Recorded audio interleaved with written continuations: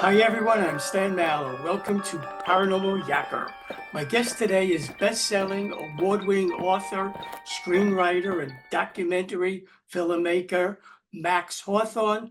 I'll be talking with him about his documentary, What Did Megalodon Eat? Max Hawthorne, welcome to Paranormal Yacker. And the man. Thanks for having me, big guy. You've been referred to, and rightly so, as the Prince of Paleo-Fiction. Your sci-fi suspense thriller Chronos Rising series has earned you both the Book of the Year and People's Choice Awards. Do you, Max, recall when you first became interested in the field of paleontology, and what was there about it that attracted you to it? Well, my dad was a rock hound, so I grew up surrounded by fossils and other things. So there was that, obviously. And when I was a kid, like I was 5, the prehistoric scenes models came out. I don't know if you ever heard of those, from Aurora. They were these amazing dinosaur and other prehistoric creature snap together model kits. Huge hit back then by this company. And I fell in love with all things prehistoric at that point. And it was always something. When I was growing up, I had innumerable pets: pythons, boas, monitor lizards, huge tarantulas, you name it. But I was really into like reptiles more than anything. And I used to read a lot. I used to learn a lot. And when I was in college, my degree was in film and animation. So I would take courses like kinesiology and anatomy, et cetera. Whenever there were science courses, I would always devour those anyway. Electives about great apes, hominids, prehistoric man, that type of stuff. So it was always a passion of mine. I didn't get into writing novels per se until I think around 2004, which is when I first started writing my debut novel, Cronus Rising, available on maxhawthorne.com for those interested. But anyway, I kind of self-taught myself how to write. But the book was, as you mentioned, focused on prehistoric marine life. In this case, a giant prehistoric marine reptile called a pliosaur that, in a very believable scenario, is alive in the present, escapes from where it's been isolated, it and its species, for 66 plus million years since the asteroid impact. The actual Yucatan impact, et cetera, is in there. So all that, was all put together into the book and the story. And I got to do Cretaceous flashbacks, as you know, in the story, which for people that are really into prehistoric life, got them interested too. At what point, Max, did your love of writing, paleontology, and sense of adventure merge, and you found your creative juices guiding you to write about monsters of the sea, their interaction with man, and along the way, taking your readers on a roller coaster ride of nonstop sci-fi action? I'm also a passionate angler. I have one IGFA all tackle world record to my credit. I would have had 2 more. They were sharks. One was a blue shark that weighed an estimated 730 pounds, which would still eclipse the current world record. I caught that and released it about 30 years ago now. And back in, I think it was 1999, I caught what would be world record nurse shark down in the Florida Keys and released it because I refused to kill the fish. I did that once, and it's haunted me ever since. And sharks get a bad rep. We are far more monstrous than they are. The point is my love of the sea and all things mystery, et cetera, kind of combined with my love of prehistoric life, and it all coalesced into this roller coaster series, which you're very kind to say that, by the way, of the Cronus Rising books, which I think now is at 7 books going on 8. When one thinks of the megalodon, what conjures up in most people's minds are monstrous whale-eating creatures they've either read about in books or seen in movies. Is that correct, Max? Were they the vicious predators of the sea? Were they scavengers, or a bit of both? I ended up doing, over time, I did research into so many different aspects of prehistoric life from my research for the books. I'm the one who solved the mystery of plesiosaur locomotion and how plesiosaurs swam with flippers, which annoyed a lot of people in the academia when some nobody with no crust or whatever comes along and solves a mystery that they haven't been able to get their heads around in 150 years. And I can understand that, but at the same time, people should say, hey, this is it. That's great. my Megalodon scavenger thing, which I think I first put out back in 2016. You got to think of Megalodon like a supersized great white shark, but you got to realize that, like any other shark, it is obviously falls victim to things like gravity, its own morphology or anatomy, let's say, inertia, streamlining, all these other things. We know, for example, that great white sharks are at their fastest when they're smaller. A 10-footer be much faster than a 20-footer. It's just how it goes. Part of it is mass, water resistance, and part of it is that their skeletons are made of cartilage, and cartilage is not bone, so it doesn't hold up as well against muscle flexion at higher speeds, higher masses. The bigger a shark gets, the slower it gets, and that happens to hold true. When I looked at it, I ended up doing all this research into it, and what started dawning on me was that the Megalodon, especially the larger adults, had teeth that were different from every other macropredatory shark out there. Okay, and I'm going to give you an example. So this is a great white shark tooth. This would be an upper principal tooth. Outside be facing like this. This is a 3-inch tooth. Okay, this comes from a 20-foot approximate shark. This is a cast of a 6-inch Megalodon tooth. You can see the considerable size difference. If this 3-inch tooth is from a 20-foot shark, then a 6-inch tooth realistically would be from an approximate 40-foot shark. Despite erroneous reports, you get 10 feet for every inch of tooth. That's not true. You get 10 feet for every inch of enamel vertical height. There's a difference. You don't include the root. See what I'm saying? And you don't include the angle, like slant height, this type of stuff. So anyway, point is, but when you look at these teeth, say, oh, well, they look similar. But do they? I mean, let's look closer. The white shark, which is a notoriously active predator, which only slows down when it gets really big. You've probably seen footage of deep blue.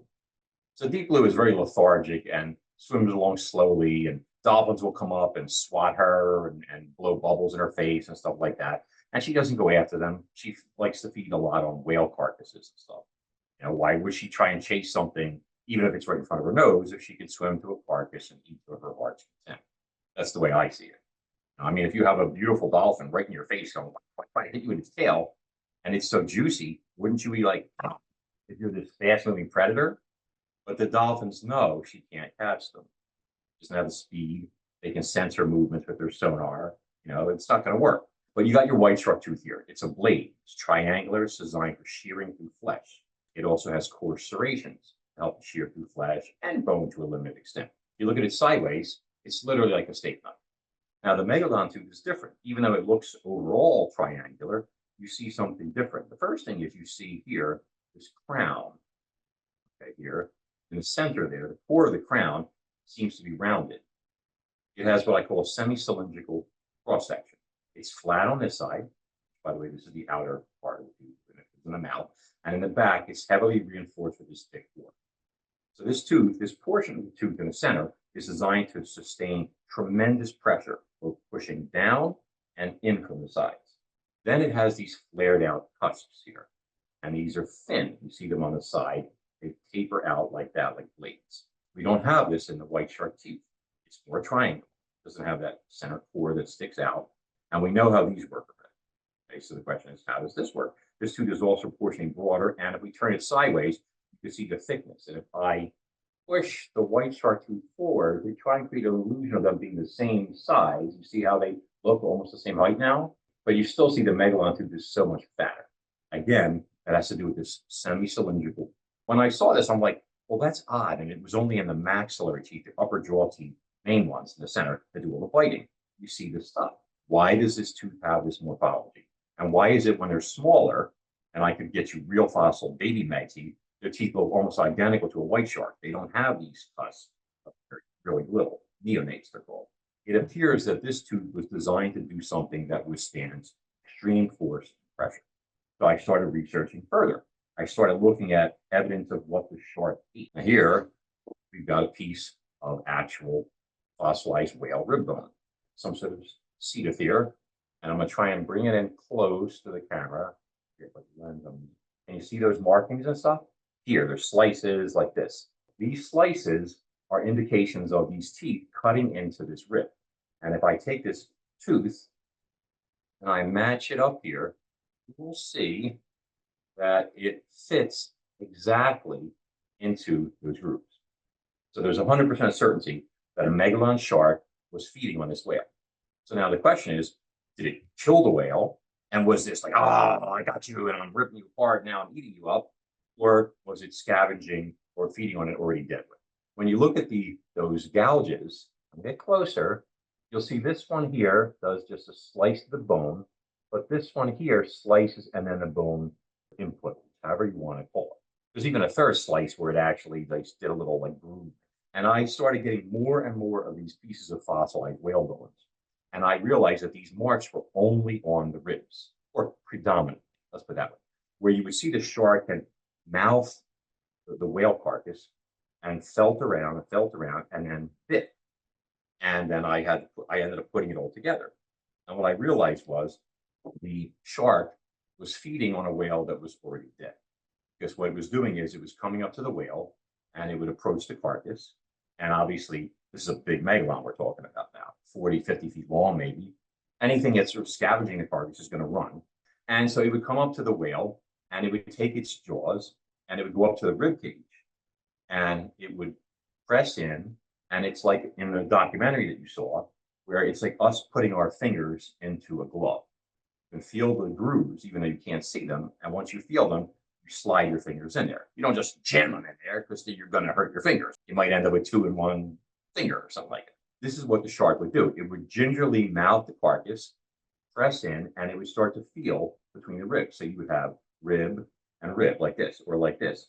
And it would come down like that. And it would get the next rib with the next tooth and the next rib with the next tooth with the next tooth like that, like pegs in a hole. And once it had done that, where it was between the ribs, then it would apply the full power of its jaws, which was tremendous. So this here, if this was one rib, or this was one rib, okay, this tooth would come in like this between them, and then it would reach a point where those flared out cusps start to cut into the rib. See, so the thin part, we'll call it, of this part of the crown would go between the bones, boom, boom, and then this part would start to slice in like that. And the same thing would happen on this side and the next tooth over, etc. So this was a sandwiching effect. And that sandwiching effect would cause these blade-like cusps that have hacksaw-like serrations slice into the bone and slice into the bone. And it would press, and the bone would be getting cut from both sides at the same time, crack. And then the shark would just crunch through and take out a huge mouthful of rotting heart and lungs, which is what is inside those rib cages. Does that make it a scavenger? And it actually does, because for 2 reasons. The first is that the rib cage is the hardest nut to crack. The rest of the whale, the belly, all the innards from there would have been already gone. Other sharks, smaller megalodons, which were still active hunters, others from prehistoric makos, prehistoric white sharks, Sharkutensis, which was a relative of it, would all be eating already. So when it got there, often all that was left was what was inside that rib cage. And Megalodon was the only one that had teeth specifically designed to crush that rib cage like a nutcracker. So it would have to be a dead whale, because number one, if it was alive, first the whale's not going to lie there and be like, hey, and just fit their teeth in real nice, and I'll just hold still for you. That's it. A little to the left, Lenny. Come on now, and bite. Work like that. Live whales don't submit to being eaten. Okay, and if you had access to the intestines, abdominal cavities that are without the ribs, then you wouldn't bother crunching through bone and risking teeth. But this development, this adaptation, actually made the shark so successful. Too big and cumbersome and slow. My research indicates a maximum top speed for an adult of at least 11 miles an hour, which ain't fast for whales that swim 3 times that. So if you can't catch your prey, how are you getting it? You're tracking with that phenomenal sense of smell. You're swimming to the carcass. And when you get there, you're breaking it apart with these giant chisels that can crunch through anything and are designed to not lose teeth. Because if you just come up to that carcass and you just randomly slam into it and bite, you're going to lose a mouthful. And even though they'll be replaced in a day or 2 or whatever it is, you can't eat what you're eating right then if all the teeth are going out of your face. So you don't do that. You come up and you carefully bite and then crunch through, and then you feed to your heart's content. Again, this implies or strongly, overwhelmingly suggests feeding on carcasses. And I have dozens and dozens of fossil whale ribs that all tell the tale. It's in the documentary on Max Hawthorne's Supernatural Survival with Max Hawthorne. You can go on and see the documentary for free, and it tells it all. It's all mapped out there: the fossils, the science, the speed estimates, the relative research that supports it, the whole enchilada. It's almost like I did a scientific paper, except I don't have to worry about getting peer approval. Besides whales, what whet the appetite of the megalodons? The smaller megalodons were active predators. They would eat whatever they could catch or kill. The young ones, the neonates, appeared fed on a lot of cyanidins, like manatees, that type of thing. They kept to the shallows, which makes sense because in their nurseries, where they were safe from the large adults that would eat them, give them a chance. But there were other things out there that would feed on baby megalodons. Hemipristis serra was a 20-foot approximately like wolverine shark. And I have evidence, which I did a piece on, and we did a press release like a couple of years back, that Hemipristis was killing and eating baby megalodons in their nurseries. It's not nursery like in daycare or something like that, but it means that it would swim into the shallows where the mangroves are, etc., and it would kill the young sharks and eat them. Well, when it gets to a certain size, like 30, 35, or 40 feet, it's getting slower and it's really in more scavenger mode. The big, cumbersome adult sharks were primary scavengers, secondary hunters, and the young sharks were primary hunters and secondary scavengers. How many 20-foot white sharks do you see in the news? So 20-footers are few and far between, and a 50-foot megalodon would be few and far between. But however, you constantly in the news see like, oh, there's a 10-foot white shark off the coast of New Jersey, or a 13-footer here, or this. You hear all this about these other ones. So it would make sense that for every 20-foot great white, there's probably 500 or 400 or whatever, who knows what the number is, but hundreds between 10 and 14 feet. Just ones to get the gigantic sizes, few and far between, and they got to live that long. Okay, which orcas don't often let happen. For every 50-foot female cruising around out there, sniffing for dinner, there's probably 100 of her offspring and other ones that are 25 feet long that are actively making kills. And the only reason they went extinct is when all their food web came crashing down and stuff happened that took out all levels of that food web, which I explored also. So the point is there was plenty of carcasses for the adult sharks to eat. So what you got a species that was an amazing animal. I mean, that probably exceeded 50 feet in length, maybe 55, 56 feet. I mean, I've done research on that to try and see how big they got. That's what it did. Smaller sharks, predators, larger sharks, big ones, more scavengers. I find it fascinating that at birth, megalodons' teeth are virtually identical to great whites, but unlike the great white, whose teeth remain relatively the same when adults, that is not the case of megalodons. Do we know what force of nature or evolution deemed that to be? I think it's a simple matter of adapting to the food source. Since when they were 8, 10, 12 feet long, they were fast. I mean, they probably were white shark fast, 25, 30 miles an hour, maybe something like that. So they were able to catch and kill most things in their environment. But they didn't need to do I'm going to crush your rib cage and get your heart and lungs because that's all that's there for me. They didn't have that problem. So at that point, why nature's not going to waste resources, evolving these heavier teeth with these special cusps when those cusps serve no purpose. It's just like when we have baby teeth, and we get adult teeth, etc. I mean, every species, you could look at the American alligator. I read a great research paper on it. And they did all this charting correlations between the alligator's teeth and how they start off with these narrow, thin, pointy teeth. And as they get bigger and bigger and bigger, teeth get more robust and rounded, thicker, more robust cross. And that's because they're feeding on larger and larger prey. So if you see a 6-foot alligator, it's not going to have those large blunt teeth that all the 14-footers are going to have. It doesn't need them. So nature is not going to put all that effort into a heavier, thicker skull and more robust teeth when the prey items it's preying upon are small enough that it can catch them.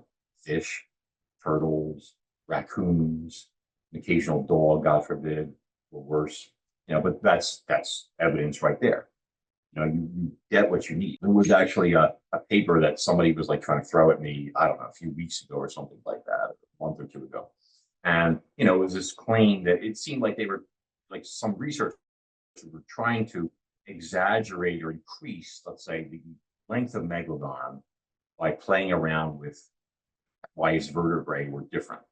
And according to this paper, the vertebrae of the Megalodon shark were slimmer or gracile, not as robust as those of a white shark of if you scaled it up a similar size. So they took that to mean that the white shark, I'm sorry, that the Megalodon must be then more like a mako, because makos have slimmer vertebrae than white sharks.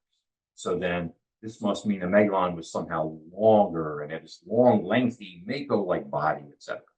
And so they asked me about this, and I spent literally 10 minutes pulling stuff up, researching, and I knew what it was before I even looked, but I looked and it was proven, et cetera, and all that. And it was like embarrassing for me to have to, I hate to say it, no disrespect to the research, to dismantle this in a public setting. The truth of the matter is that the most important fact was forgotten, and that is head shape and head size. Mako sharks, and I fished for them, I've had them boat side, I know what they look like, have a head shape like this. It's like a cruise missile or a hunting rifle bullet. White sharks have heads more like this. See, they get broader, more robust, and then they have a stricture here. One tooth, like number 3 tooth, left and right, is small so that the jaws can go like that and then in like this. You can still give it some speed. And then you have sharks, let's say like the tiger shark, that have a more rounded, wider head. The Megalodon's teeth were all big, blocky, robust. It didn't have a stricture like the great white. So its head was not pointed. Its head was round, a bull shark or something like that, or a tiger shark. The first thing you got to realize is this animal's got a big head, big jaws, designed honestly to encompass the rib cages of whales, but that's beside the point. A long, slim, mako-like body on a giant head like that would be like taking a bulldog's head and putting it on a greyhound. But the point is that there's one shark out there that has a big, broad head and has slim, small vertebrae, and that's a whale shark, the largest fish in the sea. The whale shark has a very large, wide head, and it swims along, and it eats plankton.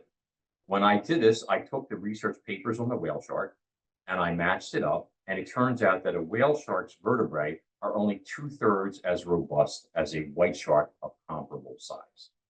So basically, the same type of thing of the Megalodon having slimmer vertebrae with a big, giant head. So then people will say, well, the whale shark, it eats plankton. And that matches if the Megalodon is also eating something that's not running away from it, i.e. a carcass. So when you have this giant head, you're still going to have this giant body, just like the whale shark has a giant body. You don't need these robust vertebrae because your body is no longer capable of these dramatic propulsions that are going to drive you forward at high speed. So the whale shark cruises along, eating its plankton. The big Megalodon cruises along, tracking down one carcass to the next and mating and reproducing, etc. Doesn't have any enemies for the most part. It's huge. Whale shark doesn't have any enemies of huge sizes. It's huge. And I can't picture some 30-foot prehistoric mako or something like that attacking a 50-foot Megalodon. The odds of that happening, since it could defend itself, would be very small. But the point is but that kind of aligns, let's say, logically with having this big head and moving through the water with this big body and small vertebrae because you can't swim any faster. Again, like we talked about earlier, nature is not going to give you big vertebrae, just like with the babies don't have this. It's not going to give you big vertebrae that are designed for rapid acceleration and so yeah, when you're incapable of it. So it gives you the vertebrae that you need for the size. We know for a fact that, for example, and I pulled the data up earlier, that white sharks swim at 25 miles an hour, with some bursts believed at about 35. Makos are faster, with some hitting clock at 47. Tiger sharks are the slowest of the three at 20. The Megalodon's head would be most similar to the tiger sharks, broader, wider, no point, that type of thing. Not streamlined. See, remember, you're pushing that big head through the water. It's not a Mako's head is icing through the water like a cruise missile. Wide head, wide jaws, bulky teeth, etc. When writing your sci-fi novels, Max, which creatures of the deep, be they existing ones, creatures that once lived and are now extinct, or mythological sea creatures that never existed, have you used as prototypes to inspire the creation of the sea creatures you write about? I created in my story, there is this prehistoric island, this Cretaceous era island called Diablo Caldera. You probably heard about it from the book and stuff. And this is where these pliosaurs were inadvertently imprisoned since the fall of the dinosaurs, since the Cretaceous impact, etc. I don't spoil anything for readers, but you guys are going to love this stuff, I guarantee.